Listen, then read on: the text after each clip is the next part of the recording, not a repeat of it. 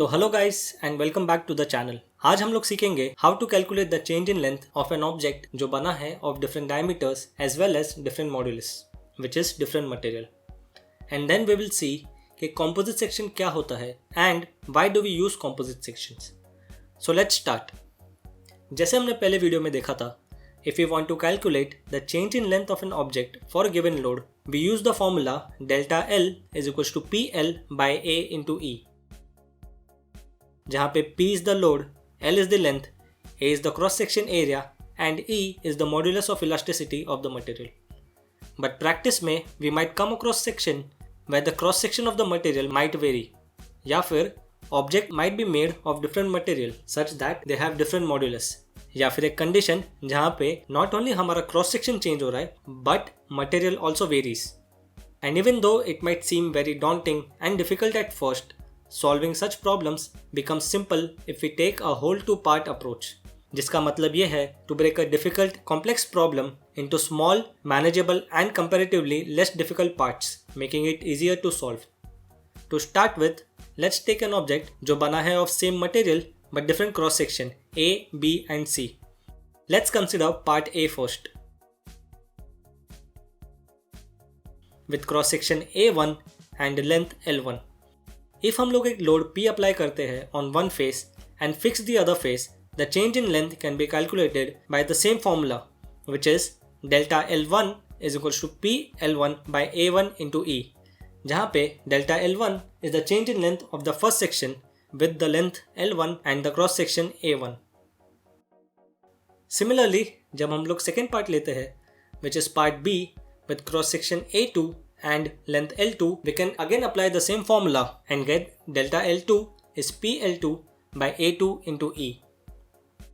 And similarly, third part के लिए it will be delta L3 is equals to PL3 by A3 into E.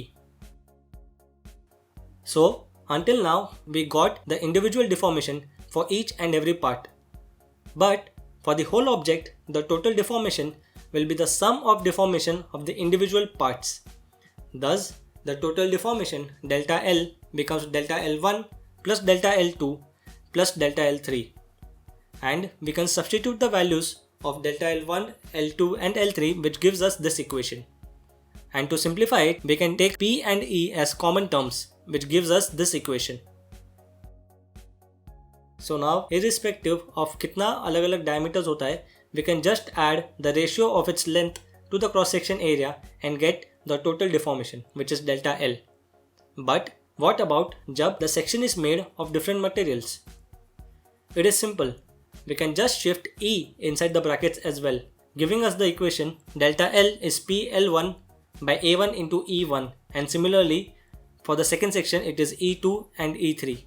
So now, irrespective of the cross section, the length as well as the type of material, हम लोग calculate कर सकते हैं the total deformation of an object with this equation for n number of parts and n number of different cross sections. Composite section. जैसे हमने पहले video में देखा था, different material due to the virtue of their physical and chemical composition have different properties. Concrete has very good compressive strength, but जब हम उस पर टेंसाइल लोड अप्लाई करते हैं, it performs very poorly because even though हम assume करते हैं for concrete to be a homogeneous material, it is a composition of cement, sand and aggregate, and this leads to microscopic gaps and voids at the interface between these materials.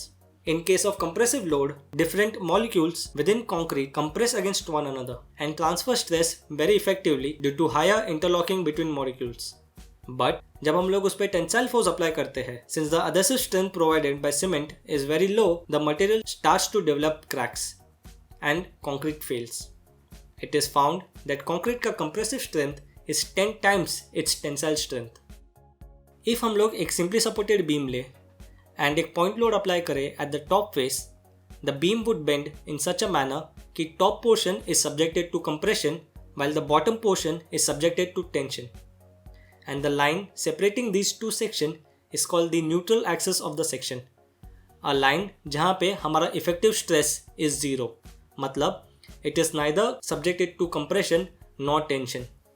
And जो maximum tensile stress value एक beam sustain करता है before the material fails is called the flexural strength of the material, which is given by the formula FCR is equals to 0.7 root FCK, जहाँ पे FCR is the flexural tensile strength and FCK is the characteristic mean strength of the material, which is the strength of 150 mm cube at 28 days.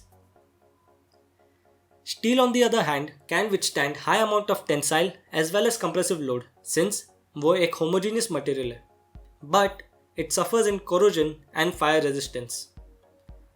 So, a composite material is based on the concept of using two different material जैसे कि concrete and steel to give us an object which has desirable properties from both and overcome their individual shortcomings. The best example is reinforced concrete structures. For example, slabs, beams, and columns. In reinforced concrete beam, concrete takes care of compressive stress, while at the bottom face, steel reinforcement are responsible for withstanding the tensile stress.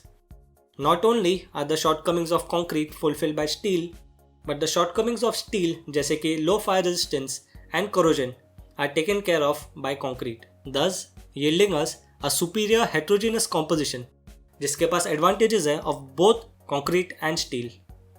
दूसरा example of composite material are plywood, carbon fiber reinforced polymer और CFRP, synthetic foam and special concrete जैसे कि high volume fly ash concrete, lightweight concrete, polymer concrete या फिर fiber reinforced concrete. A website जो in detail में बात करता है about this concretes is given in the description. You can check it out. So that was it for this video. For further discussion, आप हमें join कर सकते हैं on Reddit. And if you wish to show appreciation towards our videos and our channel, you can support us on patreon.com. Thank you for watching and see you in the next one.